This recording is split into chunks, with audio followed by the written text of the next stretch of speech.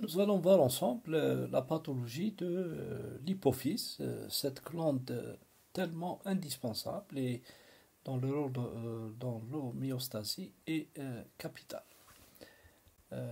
C'est une glande qui est située au niveau de la base du cerveau et qui va contrôler essentiellement le fonctionnement de nombreuses glandes endocrines.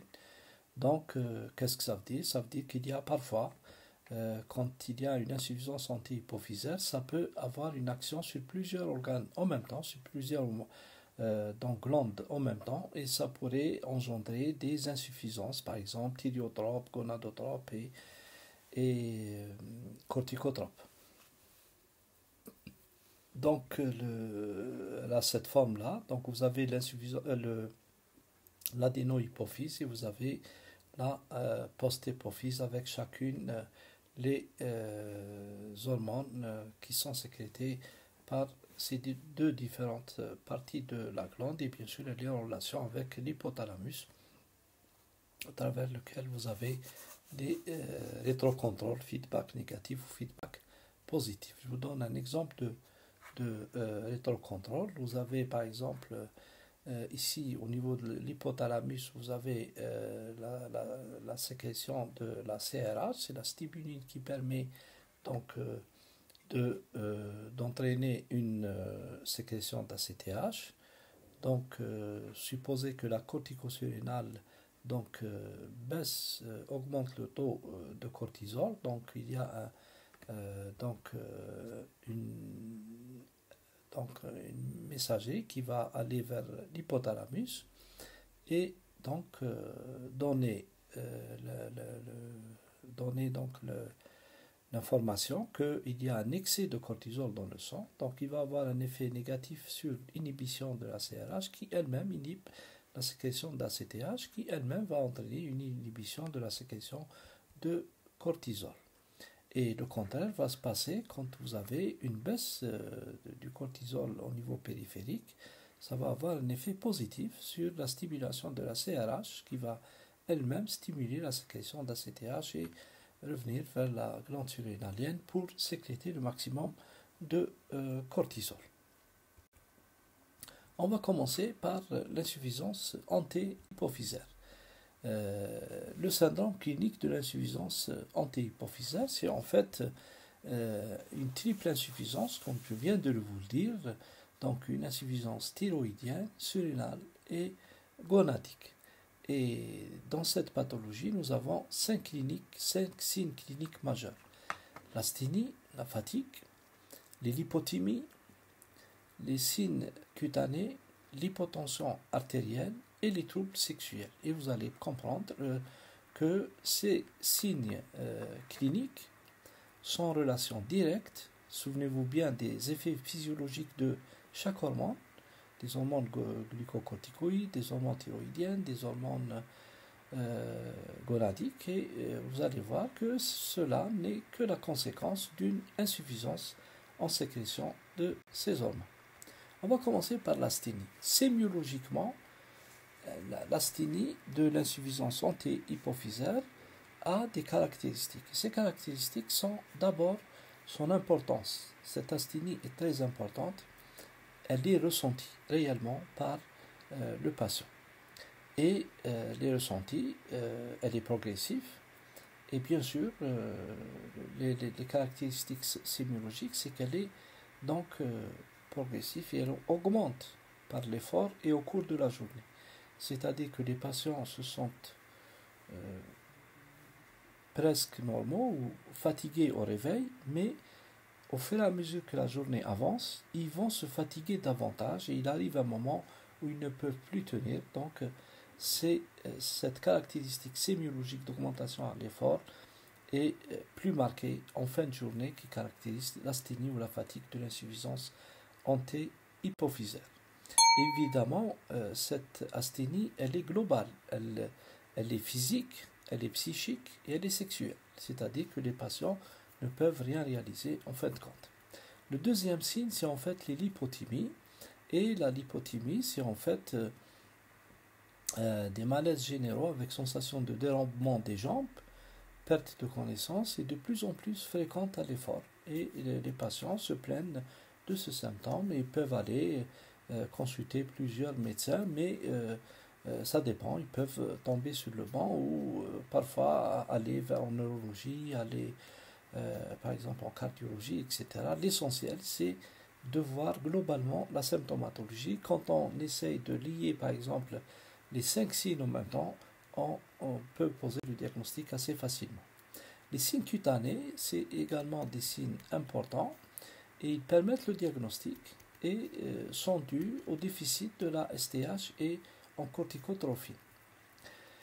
Et ces signes-là vont entraîner, parce que la corticotrophie et la STH ont des effets mélanotropes. Donc le premier signe qui ne trompe pas, c'est la pâleur, qui est liée donc à l'anémie et aussi à la dépigmentation. La dépigmentation, donc c'est l'absence de stimulation de la mélanine qui est généralisée, qui est nette au niveau des mamelles et surtout au niveau des muqueuses génitales. On assiste également à une dépilation, les poils sont rares, voire absents, au niveau des régions pubiennes, au niveau des aisselles, des bras et des jambes. Donc en fait, dès que vous examinez une patiente qui est suspecte d'une insuffisance antéhypophysaire, on voit tout de suite cet aspect donc pas de pâleur, cet aspect de dépigmentation et cet aspect d'absence de poils au niveau des régions où habituellement on trouve plein de poils tels que le pubis, les aisselles, les bras et les jambes. Et chez l'homme, il y a une arification de la barbe et de la moustache. Ça entraîne également une atrophie cutanée, la peau devient fine, légèrement plissée, avec de petites rides au niveau des commissures labiales et au niveau des paupières. Le troisième signe, qui est également important à connaître, c'est l'hypotension artérielle. Elle est plus ou moins marquée. Elle augmente en orthostatisme, c'est-à-dire quand on passe de la position couchée à la position assise ou debout, avec un pincement de la tension artérielle différentielle.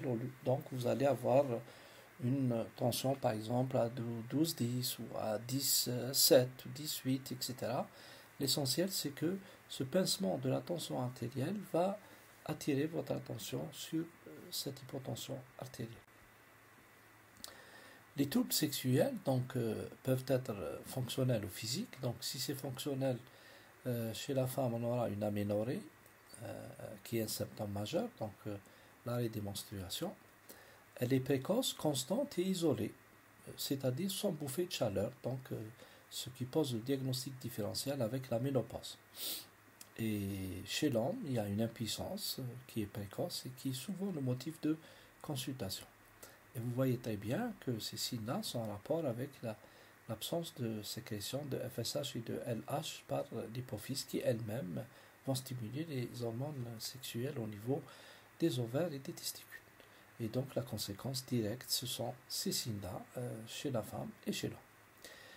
Sur le plan physique, donc chez la femme, vous avez une atrophie de la vulve, du vagin, diminution du volume utérin. Chez l'homme, vous avez une atrophie de la verge et du testicule. Donc il faut savoir examiner et bien sûr dévêtir le patient pour pouvoir voir ces symptômes qui sont importants donc à connaître. Qu'est-ce qu'on fait après l'examen clinique? Donc on essaye de voir sur le plan biologique et d'essayer de doser les hormones manquantes qui attestent le déficit glandulaire. Donc ce déficit est triple. Il est surrénalien, thyroïdien et gonadique. Donc l'insuffisance surrénale va entraîner une baisse de la cortisolémie de 8 heures du matin, avec un niveau d'aldostérone relativement conservé, une insuffisance thyroïdienne qui sera variable avec des taux de T4, T3 plus ou moins abaissés et une TSH basse puisque elle aura une grande valeur diagnostique. Quand vous avez une TSH basse avec donc ça veut dire que l'atteinte est souvent centrale. L'insuffisance gonadique chez la femme si améliorée, il est inutile de doser l'estradiol et la progestérone. Chez l'homme, si on dose la testostérone, elle sera effondrée. Les examens biologiques, donc indirects, supposez que vous n'avez pas encore fait les dosages hormonaux, vous pouvez indirectement connaître des signes d'une insuffisance antéhypophysaire. Vous avez l'anémie, hypochrome hyposidérémique quand vous réaliserez une numération en formule sanguine. Vous aurez une hyponatrémie, on a dit qu'il y a une baisse de la sécrétion de minéralocorticoïdes et donc une hyponatrémie, l'aldostérone essentiellement. La glycémie à jeun sera basse et le cholestérol sera également bas. Les examens biologiques, donc les dosages sont incapables de répondre à la stimulation neuro-hormonale. Donc, normalement, quand on stimule une glande, on a en conséquence la sécrétion correspondante. Et quand vous avez une insuffisance d'une glande qui ne sécrète plus, le fait de la stimuler n'aboutit pas à la sécrétion de l'hormone recherchée. Par exemple, on fait le test à la TRH pour pouvoir avoir une sécrétion de TSH. Et le test à la TRH sera négatif. Ainsi que pour la prolactine, le test à la LH-RH va entraîner un déficit global de la réponse à la FSH-LH. Il n'y aura pas de changement. Le test à la méthylpyrrone remplacé par le test de la CRH. Et le test à la CRH ne stimule pas également la sécrétion d'ACTH. Et les tests de stimulation de la STH ne sont plus faits parce qu'ils sont considérés comme dangereux. Donc quand on parle de la pathologie, plusieurs catégories selon la sécrétion hormonale. On peut avoir un adénome hypophysaire, un adénome à prolactine, on appelle le prolactinome. On peut avoir un adénome gonadotrope et thyriotrope. On peut avoir un adénome somatotrope qui est responsable de l'acromégalie, c'est la plus fréquente. On peut avoir un adénome corticotrope qui sécrète la CTH, qui sera responsable de la maladie de Cushing. Le microadénome est défini par une taille inférieure à 10 mm en IRM et un macroadénome est défini quand il dépasse 10 mm de mensuration à l'examen de la résonance magnétique. On va commencer par l'acromégalie. L'acromégalie, définie donc par Pierre et Marie en 1886, est une hypertrophie singulière et non congénitale des extrémités supérieures et inférieures et céphaliques. Donc ça va donner une déformation assez particulière qui est liée à l'hypersécrétion de la GH, l'hormone STH ou somatotrope, qui entraîne une prolifération des cellules somatotropes. Elle est rare, il y a 40 cas pour 1 million d'habitants. Elle prédomine chez les femmes. Le maximum de fréquence se situe en 30 et 40 ans. Et la mortalité est surtout liée aux complications cardiovasculaires, notamment l'hypertension, la cardiomégalie, etc., avec un diabète souvent associé, une fréquence de diabète secondaire assez importante et une insuffisance respiratoire liée à l'atteinte de la cage thoracique. Donc, dans 95% des tumeurs, quand il s'agit d'une acromégalie, il s'agit de lésions sécrétantes, et dans uniquement 2 à 5%, c'est une hyperplasie des glandes ASTH. Donc, quand on a un adénome, une acromégalie, donc un adénome qui sécrète de la STH, un adénome somatotrope, ou un adénome au niveau de la glande antéhypophysaire, il faut s'inquiéter sur deux choses. Le premier, c'est les conséquences hormonales. Et nous venons de voir ce que peut donner une hyposécrétion hormonale, dans ce cas de l'insuffisance antéhypophysaire. On a vu l'insuffisance hormonale, qu'est-ce qu'elle fait, mais quand il s'agit d'une hypersécrétion, c'est le cas ici de l'adénome somatotrope, de l'acromégalie, donc il va avoir un excès d'effet de la STH sur les différents organes cibles et on va le voir ensemble. La deuxième conséquence, et qui ne doit pas être négligeable et qui pourrait être dans certaines situations graves, notamment en comprimant le chiasma optique, pourront entraîner également une hypertension intracrânienne, c'est le syndrome tumoral. Donc la glande devient importante en, en mensuration et va comprimer toutes les structures attenantes à cette hypophyse. Donc, l'acromégalie se définit par une hypersécrétion permanente et non freinable de l'hormone de croissance. Donc, du coup, cette STH qui est une hormone de croissance va entraîner une hypertrophie pratiquement de tous les organes. Le foie va devenir gros, le cœur va devenir gros, les organes périphériques, donc notamment les mains, il y a une déformation du visage, une action essentiellement au niveau des os, vont devenir donc plus importants et être déformés. Et bien sûr, le développement tumoral au niveau hypophysaire va devenir dangereux pour les structures avoisinantes. Donc voilà, donc vous avez la GHRH qui va agir sur l'hypophyse qui va sécréter la growth hormone ou la STH qui va avoir un effet direct hyperglycémiant lipolytique, d'où l'effet diabétique du diabète secondaire, et elle va avoir également au niveau du foie une augmentation de la somatomédine ou de l'IGF-1 qui est responsable de la croissance et d'un effet insuline-like. Sur le plan anatomique, regardez les déformations que ça induit, ce syndrome hormonal. Vous avez une hypertrophie de tous les organes, la tête devient allongée dans le sens vertical, le nez est proéminent, le menton devient prognate, avec des saillies des arcades sourcilières, comme vous le voyez ici, et des rides profondes au niveau du front, aspect simiesque du visage. Regardez l'aspect d'un prognatisme, donc la mâchoire inférieure qui dépasse la mâchoire supérieure, avec cette acrodysmorphie qui est assez caractéristique. On voit une fois une acromégalie et c'est bon, on a le diagnostic à vie, puisque cette déformation est assez caractéristique. La langue devient grosse également, on appelle ça une macroglossie qui accompagne donc l'acromégalie. Regardez cet aspect assez caractéristique d'un acromégale avec ce prognatisme assez particulier et cette déformation donc osseuse au niveau de la mâchoire inférieure qui dépasse de loin la mâchoire supérieure avec toutes ces conséquences sur le plan dentition. Dans les formes évoluées, donc on a cette acrodysmorphie au niveau des mains et des pieds qui deviennent épais et larges. Voilà, donc c'est un processus acquis, donc les malades se rendent compte parce que en fait ils vont avoir les bagues qui ne sont plus adaptées à leurs doigts, donc ou elles ne sortent plus du doigt ou elles ne peuvent plus les mettre.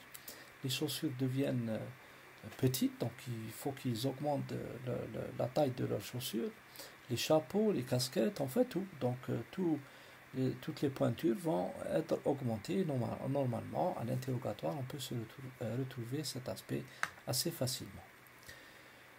Le tronc, il y a une gibbosité et une saillie antérieure du sternum qui donne la silhouette de polychinelle avec une hypertrophie des parties molles. La peau devient épaisse, rude et sébérorique.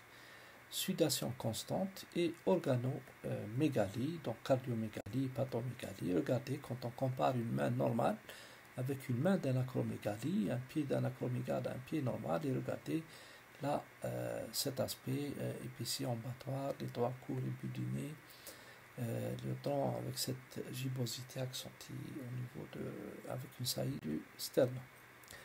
Deuxième conséquence non négligeable, c'est le syndrome tumoral. Donc, le premier signe qui peut attirer l'attention, c'est les céphalées dues à la tumeur au niveau de la selle thyroïdique. Elles sont fréquentes et leur caractéristique, c'est qu'elles soient pulsatiles et rebelles au traitement habituel. Donc, si au début, vous traitez des céphalées avec du paracétamol ou des antidouleurs, quelque chose qui est contre les céphalées, et quand c'est rebelle, il faut penser à quelque chose de plus important, notamment des céphalées d'origine tumorale. Ça peut entraîner également des troubles de la vision, en comprimant le chiasma optique et ça donne souvent une anopsie bitemporale.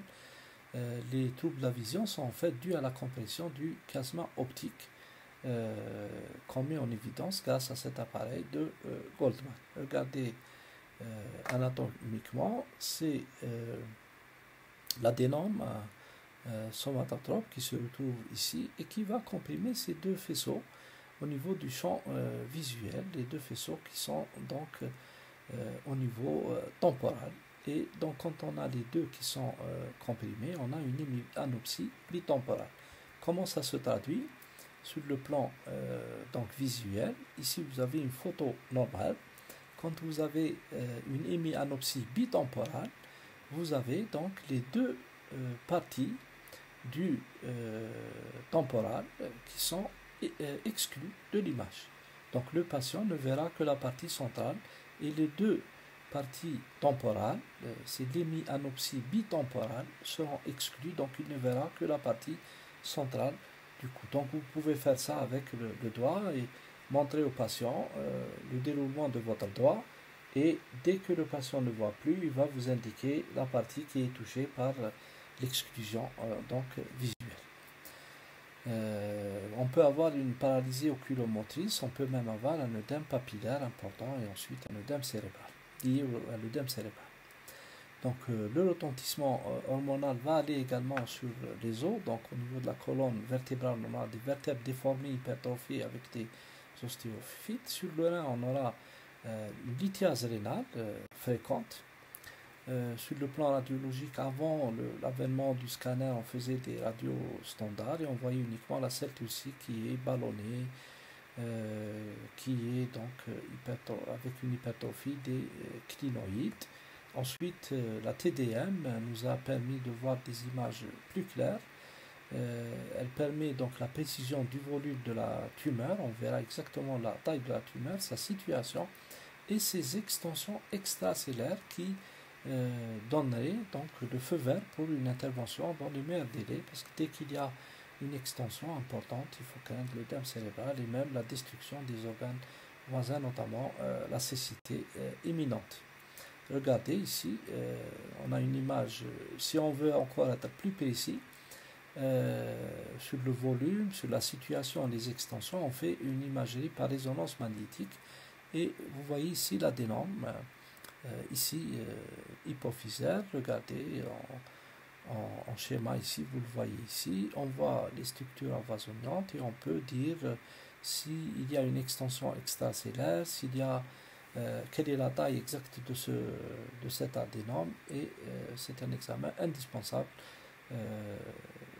qu'on doit faire systématiquement devant un adénome hypophysaire. L'intérêt dans le dépistage, c'est de faire des examens biologiques. On a une hyperphosphorémie qui est constante, on a une hypercalciurie, on a une hypercholestérolémie et on a une anémie de dilution, par hémodilution, avec hypervolémie. Et tout ça est lié à l'excès de sécrétion de la STH. Donc le syndrome biologique, c'est l'augmentation de la sécrétion de la STH qui permet le diagnostic positif. Donc on dose la STH et normalement le taux doit être inférieur à 5 nanogrammes par millilitre.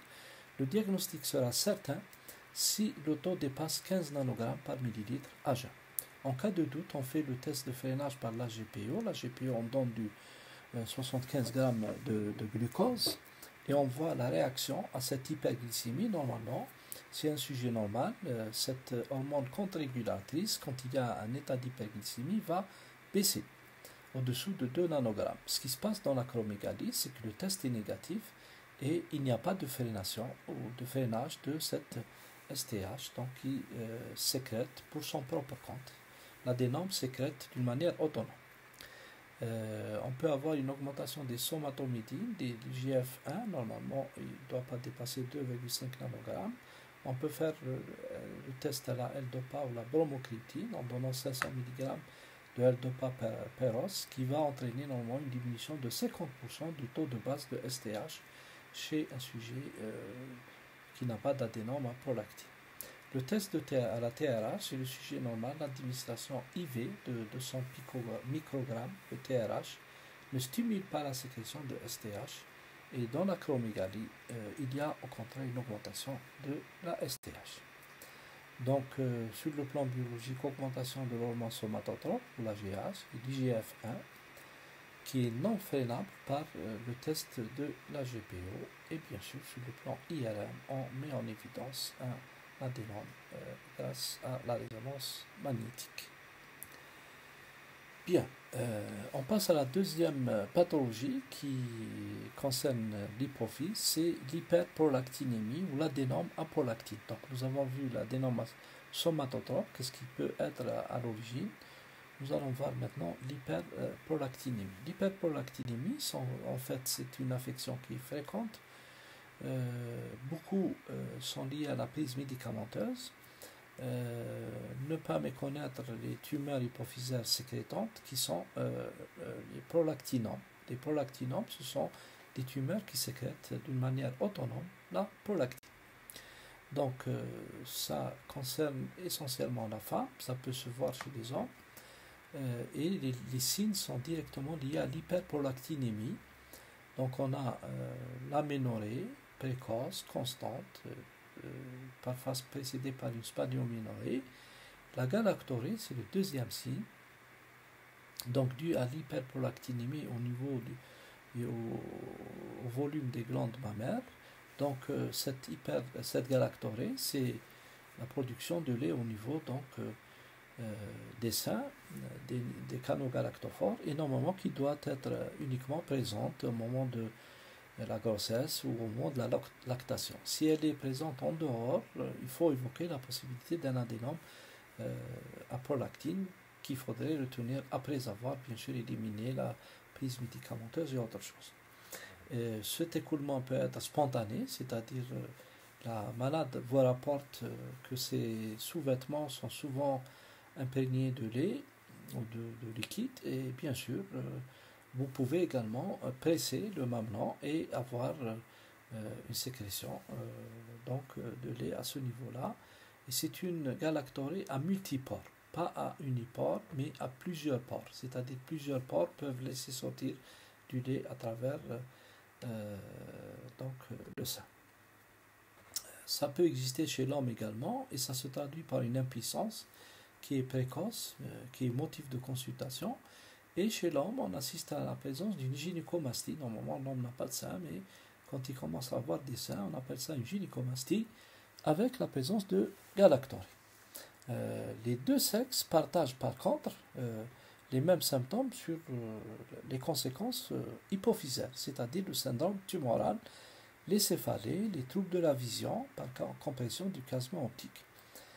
Donc ça peut être un trouble visuel simple, ça peut être des céphalées, ça peut être une baisse de la vision et parfois une perte totale de la vision si on ne fait pas très attention. Donc on dose la prolactine. Une hyperprolactinémie est évoquée si le taux est supérieur à 30 nanogrammes par millilitre, et la tumeur est probable si le taux dépasse 100 picogrammes par millilitre. On fait un test de stimulation en cas de doute, c'est le test de la TRH. Il n'y a pas de réponse si on a un adénome qui sécrète pour son propre compte.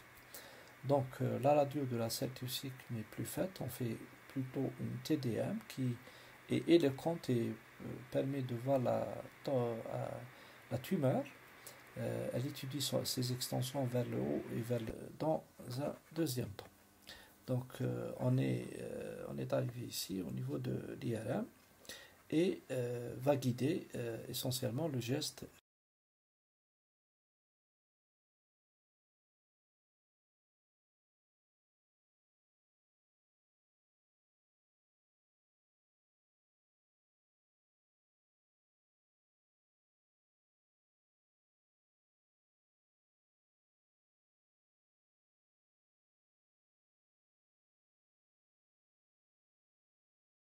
chirurgical. Voici un adénome à prolactine qui dépasse 10 mm. Regardez la taille de cette tumeur à l'IRM, c'est tout ça, et qui nécessite probablement donc un acte chirurgical. Mais avant de penser à un adénome, il faut éliminer toutes les causes qui peuvent être à l'origine du galactoré, notamment la suspicion du mamelon, stimulation des nerfs thoraciques, brûlure thoracique, traumatisme thoracique, les causes hypothalamiques, toutes les encéphalites, les granulomatoses, les tumeurs hypophysaires non à prolactine. Les causes hypophysaires sont là, les prolactinomes, l'hyperplasie des cellules à prolactine. Les causes endocriniennes, c'est général. Bon, pendant la grossesse, c'est normal qu'on ait une galactorée. Quand on prend la pilule, pareil. Quand on a une hypothyroïdie, on peut avoir une hyperprolactinémie secondaire ou quand on a une insuffisance surrénalienne. Et bien sûr, éliminer toutes les causes médicamenteuses, psychotropes, anti-hypertenseurs à base de riserpine, de méthyldopa, les antiémétiques, les bloqueurs de récepteurs H2, l'éthynylistadiol, pilule contraceptive. Donc en fait, c'est l'interrogatoire d'abord qui permet d'éliminer, mais ce type de médicament ne donne pas, ou ce type de truc secondaire ne donne pas une hyperprolactinémie majeure, comme je vous l'ai montré tout à l'heure. Physiologiquement, je viens de vous le dire, c'est la grossesse, et iatrogéniquement, c'est les médicaments qui doivent être éliminés avant de penser à un adénome à prolactine. Évidemment, quand vous avez une hypothyroïdie, une cirrhose, une insuffisance rénale, on peut avoir une gynécomastie secondaire liée au catabolisme qui est réduit de certaines hormones, notamment